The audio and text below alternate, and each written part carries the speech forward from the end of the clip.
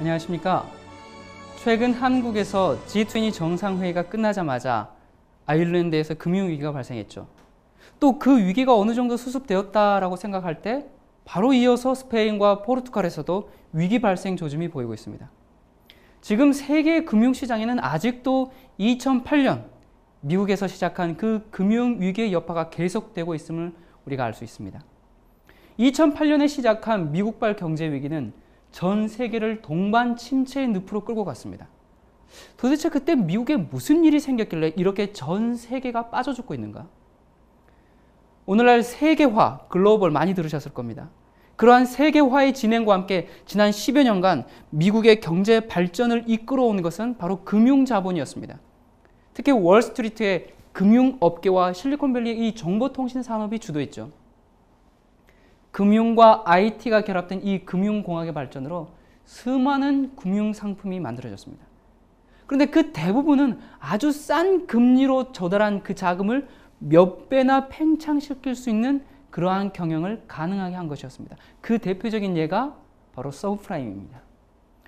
이 서브프라임이 뭐냐? 신용이 낮아서 상환 능력이 없을 수도 있는 그런 사람들에게까지 미국이 이렇게 주택 붐을 일으켜서 융자를 계속 받게 했고, 그러다 보니까 이제 이 주택들이 계속 그 수요가 증가하면서 미국 경기의 상승을 계속 부추겼습니다. 그래서 미국 국민들은 아주 호황을 누리는 듯 했어요. 상업은행이나 또 여러 투자은행들이 그 서브프라임의 위험을 숨긴 채 새로운 금융상품을 계속 만들어내서 엄청난 이익을 챙겼습니다. 이런 금융시장에 참여한 기관은 미국뿐만이 아니라 각국의 이 투자기관들도 포함되어 있습니다. 그래서 금융시장의 이 거래액은 점점 더 팽창해서 실물경제의 이 성장에 비해서 몇 배로 계속 증가된 것이죠. 결국 이 부채가 뭡니까? 빚이죠. 빚을 담보로 한 이 경영은 시장이 약세로 돌아가면서 어떻게 됐나요? 거대한 손실이 발생하게 되었죠. 이것이 바로 버블의 붕괴인 것입니다. 투자회사에서 출자하거나 융자를 했던 이 투자은행이나 상업은행들에서 대량의 불량 채권이 발생한 것입니다. 그래서 자본이 훼손되는 사태를 맞게 된 것입니다. 세계 각국이 미국의 이 그럴듯한 금융증권에 투자했기 때문에 미국의 금융위기는 다른 국가들의 위기로 이어졌고, 동시에 이 세계 여러 국가의 경제가 미국의 경제에 이게 다 얽혀서 의존하고 있음이 밝혀졌습니다.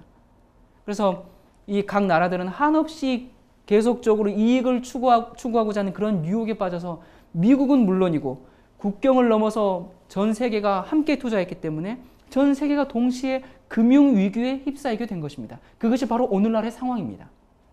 세계 경제는 미국에 다 묶여있기 때문에 다른 나라들의 피해는 놔두고 일단 미국의 상황이 어떤지 한번 살펴보도록 하십시다. 많은 사람들이 어차피 나는 돈이 없는 사람이기 때문에 경제엔 관심이 없다. 또 미국이 망하든 그게 나하고 무슨 상관이냐. 그렇게 생각하는 사람이 있을지도 모르겠습니다. 여러분, 이것은 경제 문제가 아닙니다. 이것은 경제 문제가 아니라 이 마지막 시대를 살아가는 우리의 미래와 운명이 어떻게 진행될지를 보여주는 매우 심각한 사안입니다. 그렇기 때문에 지금 이 세상에 무슨 일이 벌어지고 있는지를 우리는 똑바로 알아야 하는 것입니다.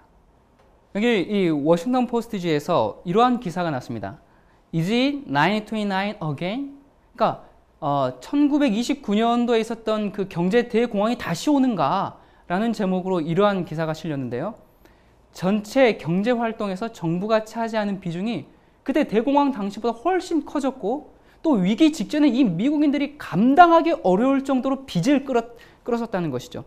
그래서 이 위기가 놀라울 정도로 신속하고 또 국제적으로 닥쳐왔다는 점이 그때 대공황과 비슷하다라고 기록하고 있습니다.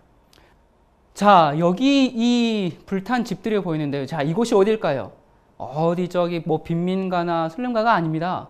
그 유명한 공업도시 디트로이트입니다. 자, 이 디트로이트에 있는 이 집들이 지금 어떤 일들이 벌어진 것인가? 이 8만 달러 하던 집들이 3만 달러로 떨어져 버렸고, 7만 9천 달러 집이 4,500달러. 이게 말이 됩니까? 자, 이러다 보니까 사람들이 이제 이 집을 상환할 능력이 없게 되죠.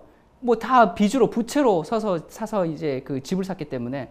자, 어느 정도였냐면 대출을 받아서 집을 사고 그 집을 담보로 또 대출 받아서 투자하고 심지어는 죽은 사람의 명의로도 투자하게 되었습니다. 자, 이 집들이 왜 불이 났는가? 이제 갚을 능력이 없다 보니까 사람들이 집에 불을 지르고 그래서 보험금을 타려고 이제 집에 불을 지른 사람도 있고 또 그렇게 됐다 보니까 여러 이제 점도둑들이 와가지고 뭐 전기선부터 시작해서 이런 것들을 다 훔쳐가고 뭐 그러다가 죽는 사람도 있다고 할 정도로 이런 정말 디트로이트가 거의 폐허의 도시로 지금 변하고 있는 모습들을 이렇게 보고 있는 것입니다. 자, 미국의 이 개인과 기업과 국가의 총 부채가 미국 총 생산의 약 380%. 자, 그리고 정부가 지고 있는 총 부채가 약 11조 달러. 그러다 보니까 그 미국의 국내 총 생산의 약 14조 달러의 80%가 전부 빚이라는 것입니다. 그리고 이 미 정부는 11조 달러, 이 11조 달러가 넘는 이 부채의 이자만 400조 원 이상이 된다는 것이죠. 자, 이 금액이 어느 정도냐? 2010년 한국의 1년 예산이 291조 원이기 때문에 이자만 400조 원이라는 이 미국의 부채의 상황이 얼마나 심각한지를 우리가 짐작할 수가 있습니다. 그래서 이 루비니